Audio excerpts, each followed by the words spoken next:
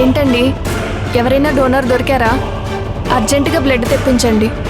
ఇప్పుడు ఆల్రెడీ ఒక unit ఎక్కిస్తున్నాం. Max ఒక 15 మినిట్స్లో ఆ ప్యాకెట్ అయిపోతుంది.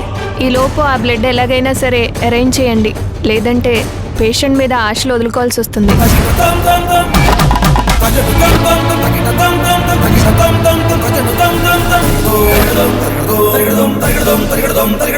తర్వాత మీ ఇష్టం.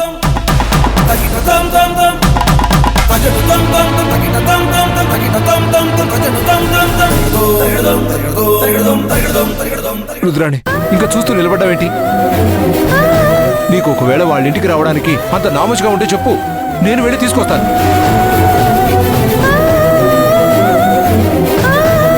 నా కొడుకు కోసమే కదా, వాళ్ళందరి ముందు నేను తల వంచుకున్నా పర్వాలేదు. వాడు మీకే నా కొడుకు, నా కాదా? మరి పగలు ప్రతీకారాలు పక్కన పెట్టి వెళ్ళాడు, ఖచ్చితంగా వస్తాడు. వెళ్ళు వెళ్ళు రుద్రాణి.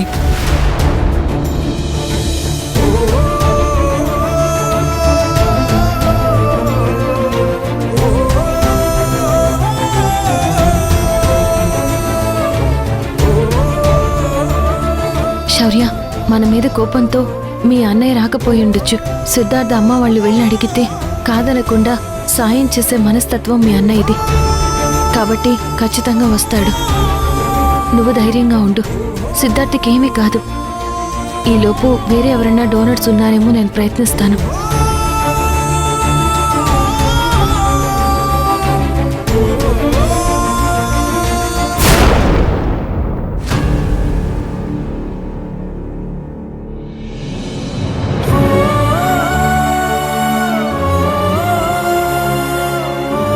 మాధవ్, మనిషి ప్రాణాల కంటే పంతాలు పట్టింపులు ఏమీ ఎక్కువ కాదు.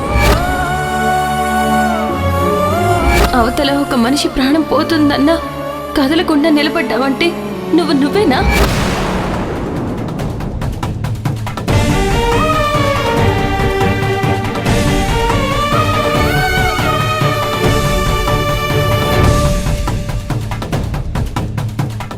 నువ్వు దేని గురించి ఆలోచిస్తున్నావో నాకు అర్థమవుతుందిరా. వాడికి రక్తం ఇవ్వాలి అనుకుంటున్నావు, అంతేగా? నా మనసు అర్థం చేసుకున్నావు, నువ్వు నా బాధను అర్థం చేసుకుంటావు అనుకుంటున్నాను అన్నయ్య. నేను వెళ్ళి బ్లడ్ ఇవ్వడానికి నువ్వు కూడా ఒప్పుకుంటావనే నమ్మకం నాకుంది. వాడెలా ఒప్పుకుంటాడ్రా?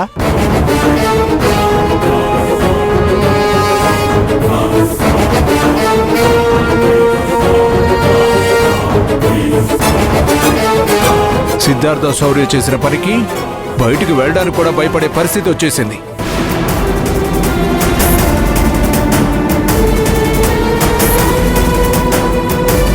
నలుగురు 4 మాటలు అంటుంటే అవి విని ఎలా తట్టుకోవాలో అర్థం కాకే కదా వాడు ఇంట్లో ఉంటున్నాడు.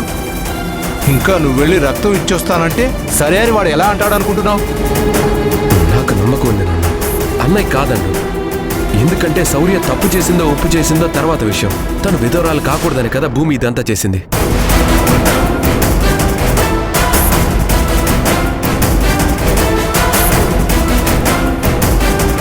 భూమి చెప్పింది అబద్ధం అంటున్నాం. ఆ రోజు సాక్ష్యం చెప్పిన వాళ్ళు మాత్రం నిజం చెప్పారని నమ్మకమే ఉంది. ఏది అబద్ధమో ఏది నిజమో ఇవన్నీ వదిలేద్దాం అన్నయ్య. ఇప్పుడు వెళ్ళి రక్తం ఇవ్వలేదంటే శౌర్య నిజంగా విధవరాలవుతుంది. నిండు ముత్తైదువులా కలకల్లాడాల్సిన చెల్లెలు విధవరాలిగా కళ్ళ ముందు నిలబడితే నువ్వే కాదన్నయ్య, ఈ ఇంట్లో ఎవ్వరూ తట్టుకోలేరు.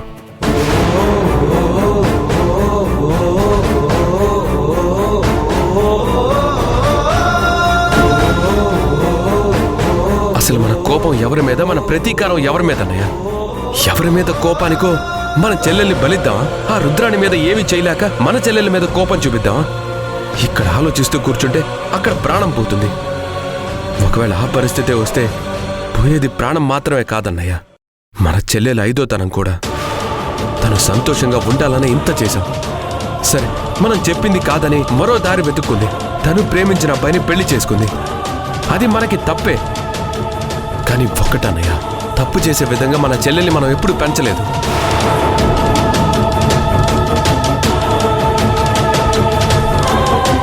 రేపు తను చేసింది తప్పు కాదు, మనమే తనని తప్పుగా అపార్థం చేసుకున్నాం అన్నప్పుడు మన చెల్లెల ముందు కూడా తలదించుకునే పరిస్థితి వస్తుందన్నయ్య. ఆ పరిస్థితి రాకూడదంటే నేను వెళ్ళాలి.